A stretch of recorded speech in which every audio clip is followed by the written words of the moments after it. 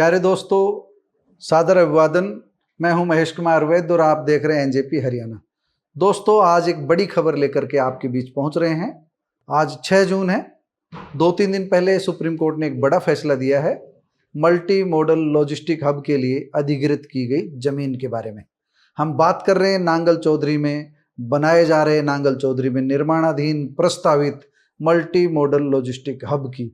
ये वही logistic hub है जो बावल विधानसभा क्षेत्र की और रेवाड़ी विधानसभा क्षेत्र की जमीन पर बनना था, लेकिन 2014 में किसानों का विरोध देखते हुए मनोहर लाल सरकार ने सत्ता में आने के बाद बावल क्षेत्र की जमीन को डी नोटिफाई कर दिया था और इसके बाद नांगल चौधरी विधानसभा क्षेत्र के तलोट व आसपास के 4-5 गांवों में इसको विकसित करने के लिए भूमि खरीदने की प्रक्रिया शुरू की थी। अधिग्रहण की नहीं, भूमि खरीदने की। और 50% से अधिक, शायद ये संख्या 70% भी हो सकती है, सरकार जमीन खरीदने में कामयाब हो गई थी। लेकिन लगभग 30% किसान, या कम हो सकते हैं ज़्यादा हो सकते हैं, लेकिन मेरा कहने का मतलब ये है कि कुछ किसान जो जमीन देने के लिए तैयार नहीं हुए, उनकी जमीन को अधिग्रहित करने के लिए हरियाणा सरकार एक कानून लेकर आ गई। उस कानून को हाई कोर्ट में चुनौती दी गई। हाई कोर्ट ने आदेश दिया कि 2013 के कानून के हिसाब से, जो भूमि अधिग्रहण कानून 2013 में बनाया गया था, उसी हिसाब से किसानों को मुआवजा दिया जाए। मामला सुप्रीम कोर्ट में पहुंचा। सुप्रीम कोर्ट ने भी हाई कोर्ट की बात पर मोहर लगा दी। सुप्रीम कोर्ट ने भी कह दिया कि किसानों को भूमि अधिग्रहण अधिनियम 2013 के अनुसार ही मुआवजा दिया जाए और किसानों की जमीन को जबरन नहीं छीना जाए। और किसान की जमीन अगर सरकार लेना चाहती है तो भूमि अधिग्रहण कानून 2013 के हिसाब से मुआवजा दिया जाए। पूरा मामला क्या है? इंजीनियर तेजपाल की एक रिपोर्ट सोशल मीडिया के माध्यम से हमें मिली है। उस रिपोर्ट के आधार पर हम बता रहे हैं। इसके बाद हमने नांगल चौधरी के जो पूर्व विधायक हैं, पूर्व सिंचाई मंत्री रहे हैं, डॉक्टर अभय सिंह यादव से भी बात की, क्योंकि अभय सिंह यादव इसे अपना ड्रीम प्रोजेक्ट मानते हैं। उनसे भी बात की। अंत में हम आपको यही बताएंगे कि उन्होंने क्या कुछ कहा, लेकिन पहले पूरा मामला क्या है ये हम आपको बता देते हैं। दोस्तों, नांगल चौधरी क्षेत्र के गांव बशीरपुर, तलोट और घाटा शहर में 900 एकड़ जमीन में लॉजिस्टिक हब की जमीन अधिग्रहण मामले की पूरी जो प्रक्रिया थी वह 2016 के लगभग शुरू हुई थी, जिसमें सरकार ने अपने सहमति मॉडल से, यानी किसानों से सीधी जमीन खरीदी। काफ़ी जमीन खरीदी गई।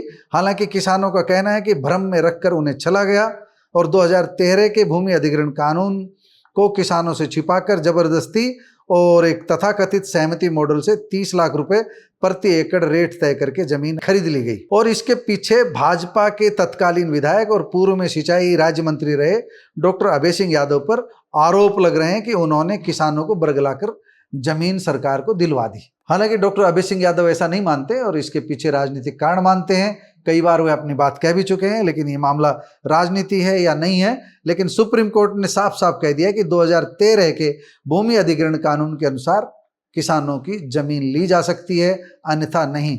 और आपको हम बता दें कि 2013 का भूमि अधिग्रहण कानून काफ़ी सख्त था, किसानों के पक्ष में था और ये कानून मनमोहन सरकार ने बनाया था और भारतीय जनता पार्टी भारी दबाव बनाए हुई थी इस कानून के लिए। लेकिन भारतीय जनता पार्टी की सरकारों को इसी कानून को लेकर के नानी याद आ रही है। उन्हें जमीन अधिग्रहण करना मुश्किल हो रहा है और तरह तरह के रास्ते निकाले जा रहे हैं। 2017 में इसी तरह का एक रास्ता निकाला गया और इस भूमि अधिग्रहण कानून 2013 को अलग थलग रख करके नया नियम बनाया गया और नए नियम के हिसाब से किसानों को मुआवजा दिया गया। इसी मुआवजा देने की सरकार की 2017 की नीति को, हरियाणा सरकार की नीति को हाई कोर्ट में चैलेंज किया गया था। हाई कोर्ट ने किसानों की बात सुनी और हाई कोर्ट ने साफ साफ कहा कि किसानों को मुआवजा देना होगा तो 2013 की भूमि अधिग्रहण नीति के अनुसार ही देना होगा। इसी पर सुप्रीम कोर्ट ने मोहर लगाई है। हाई कोर्ट ने जो फैसला दिया था वह 24 सितंबर 2024 को दिया था और किसानों के पक्ष में दिया था और 2013 के भूमि अधिग्रहण कानून के अनुसार मुआवजा देने की बात कही थी, भूमि अधिग्रहण की प्रक्रिया अपनाने की बात कही थी। इस पूरे प्रकरण पर सामाजिक कार्यकर्ता एवं पर्यावरणविद इंजीनियर तेजपाल यादव की बात बताना भी जरूरी है। तेजपाल यादव ने 17 जनवरी 2026 को हरियाणा के नांगल चौधरी में प्रस्तावित लॉजिस्टिक हब के जमीन प्रकरण में तथ्यों के साथ, दस्तावेजों के साथ व सबूतों के साथ भारी गड़बड़ी करने के आरोप लगाए थे और भ्रष्टाचार के खुलासे किए थे, जिसमें उन्होंने आरोप लगाते हुए नांगल चौधरी के पूर्व विधायक डॉक्टर अभय सिंह यादव पर उंगली उठाई थी, आरोप लगाए थे और उन्होंने कहा था कि डॉक्टर अभय सिंह यादव ने अमरपुर जोरासी गांव में लगभग 9.5 एकड़ जमीन सस्ती दर पर खरीदी हुई है, जबकि किसानों की जमीन 2013 के भूमि अधिग्रहण कानून के मौजूद रहते हुए भी 2016-17 के उस समय में तथाकथित सहमति मॉडल से 30 लाख रुपए प्रति एकड़ जैसे औने पौने दामों पर HSIIDC कंपनी को बिकवा दी। ये तेजपाल यादव के आरोप हैं, कई बार डॉक्टर अभय सिंह इनको खंडित कर चुके हैं, लेकिन तेजपाल यादव जो कह रहे हैं वह सच है या झूठ है इसकी गहराई में हम नहीं जा रहे, क्योंकि दोनों के पक्ष समय समय पर आप सुनते रहें। मामला सुप्रीम कोर्ट के फैसले का हम बता रहे हैं, उन किसानों को काफी राहत मिल सकती है जो सुप्रीम कोर्ट पहुंचे थे। तेजपाल यादव का दावा है कि उनके खुलासे के बाद सरकार घबराई और सरकार ने आनन फानन में 15 मई 2026 को एक पत्र जारी करके किसानों को लैंड कंसोलिडेशन एक्ट 2017 के अनुसार जमीन देने के आदेश दिए। इस पत्र के खिलाफ 91 किसानों ने याचिका डालकर सुप्रीम कोर्ट से मदद की गुहार लगाई थी, जिस पर सुप्रीम कोर्ट ने हस्तक्षेप करते हुए अभी पिछले दिनों, अभी 2 दिन हुए हैं 4 दिन हुए हैं, लेकिन मेरे पास अभी ये सूचना आई है जिस पर सुप्रीम कोर्ट ने हस्तक्षेप करते हुए किसानों को भूमि अधिग्रहण कानून 2013 के अनुसार ही मुआवजा राशि देने के आदेश दिए हैं। साथ साथ यह भी कर दिया है कि सरकार को यथास्थिति बनाए रखनी है, सरकार को जोर जबरदस्ती नहीं करनी है, इस मामले में किसानों से जमीन लेने व दखल करने से रोक दिया गया है। फिलहाल तो यही है कि 2013 के भूमि अधिग्रहण कानून के हिसाब से मुआवजा देना होगा। हाँ, आगे हम पहले कह रहे थे कि कब की बात है, 29 मई 2026 का सुप्रीम कोर्ट का जो ऐतिहासिक आदेश है उसका जिक्र है। 29 मई को यह आदेश आया था, अभी इस आदेश की डिटेल मिली है। 29 मई को जो आदेश है सुप्रीम कोर्ट का वही है जिसका हम जिक्र कर रहे हैं, जिसमें 2013 के भूमि अधिग्रहण कानून के अनुसार उचित मुआवजा देने के निर्देश दिए गए हैं। तेजपाल ने 25 सितंबर 2019 को लगभग 7 वर्ष पहले एक प्रेस कॉन्फ्रेंस की थी जिसमें काफी दस्तावेज उन्होंने प्रस्तुत किए थे। कुल मिलाकर के हम ये कह सकते हैं कि लॉजिस्टिक हब की जमीन का जो उस समय भाव था, अब जमीनों के रेट काफी बढ़ चुके हैं। निश्चित रूप से जो सुप्रीम कोर्ट का फैसला आया है उससे किसानों को भारी लाभ मिलेगा। सरकार के लिए यह तगड़ा झटका है। सरकार ने सहमति बना करके जमीन तो खरीद ली, लेकिन अब सरकार के सामने एक नई आफत खड़ी हो गई है।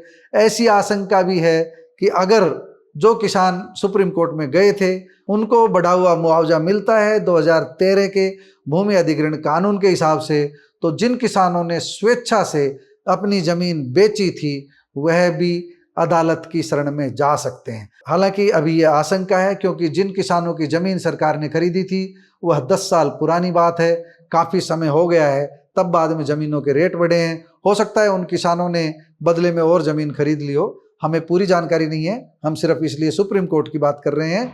हाई कोर्ट के आदेश थे, उन्हीं को सुप्रीम कोर्ट ने बरकरार रखा है, यानी भूमि अधिग्रहण कानून 2013 के हिसाब से।